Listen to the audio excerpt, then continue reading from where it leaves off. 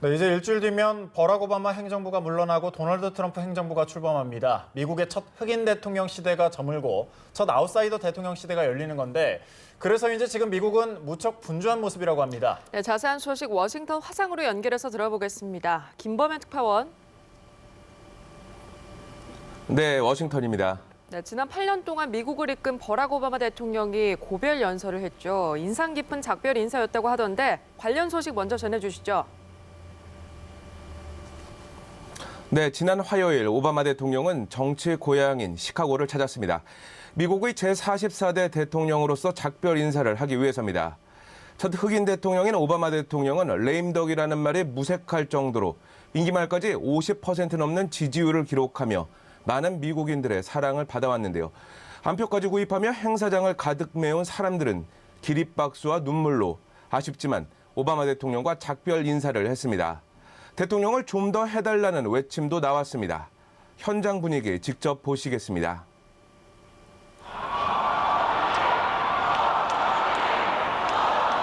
I can't do that.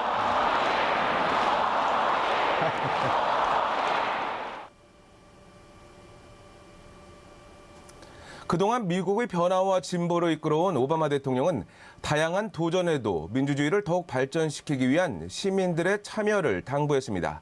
오바마 대통령의 발언 들어보시겠습니다. I'm asking you to believe, not in my ability to bring about change, but in yours.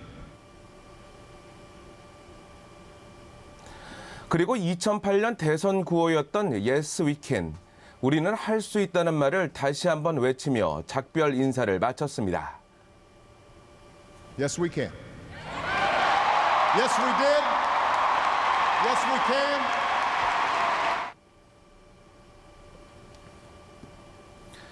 팔 년의 임기를 모두 마친 오바마 대통령은 기립박수 속에 물러납니다.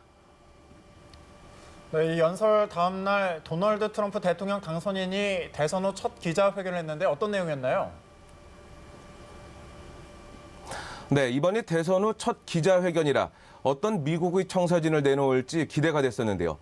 기대와 달리 주로 트럼프 당선인은 그 본인과 관련한 논란과 우려를 차단하는 데 초점을 맞췄습니다. 그중 하나가 트럼프 그룹이라는 거대 기업을 거느리면서 대통령직을 사심 없이 그리고 논란 없이 수행할 수 있겠느냐는 우려에 대한 것입니다.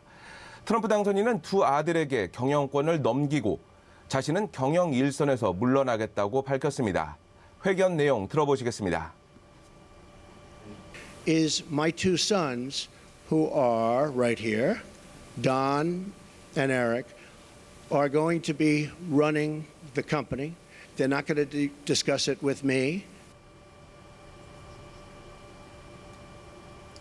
트럼프 당선인은 자신의 재산을 신탁하고 재임 기간 다른 나라와 사업적 거래를 하지 않겠다는 점도 분명했습니다. 회견에서 쏟아진 또 다른 질문은 러시아의 미국 대선 개입 해킹 사건입니다. 블라디미르 푸틴 러시아 대통령이 대선 개입을 지시했다는 미국 정부 당국의 발표에도 트럼프 당선인은 러시아를 두둔하는 듯한 입장을 취해왔는데요. 러시아가 대선 개입의 배후에 있음을 처음으로 인정했습니다. 여기에 트럼프가 러시아의 약점을 잡혔다는 언론 보도가 나왔는데요. 사실이 아니라며 이를 해명하는 데도 주력했습니다.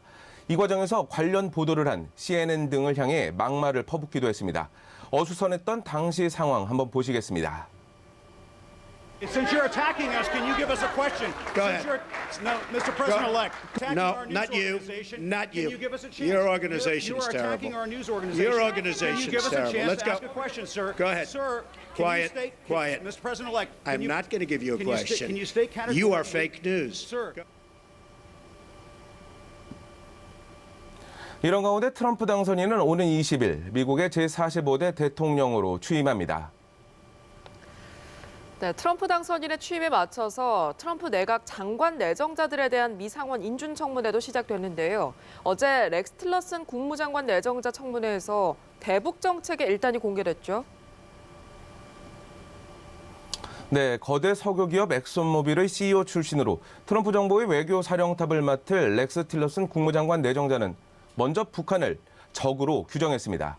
틸러슨 내정자의 발언 들어보시겠습니다. Adversaries like Iran and North Korea pose grave threats to the world because of their refusal to conform to international norms. 북한의 위협 차단을 위해 중국을 더욱 압박해 나가겠다는 점도 분명했습니다. 가령 중국의 대북 압박 노력을 빈 약속, 헛된 약속이라고 평가한 게 대표적인데요. 관련 발언 들어보시겠습니다. We cannot continue to accept empty promises like the ones China has made to pressure North Korea to reform, only to shy away from enforcement.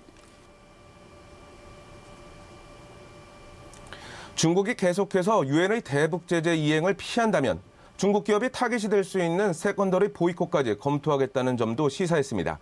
북한의 계속된 위협에 대해서는 미사일 격추 능력이 있지만 신중한 논의가 필요하다며 절제된 입장을 내놨습니다.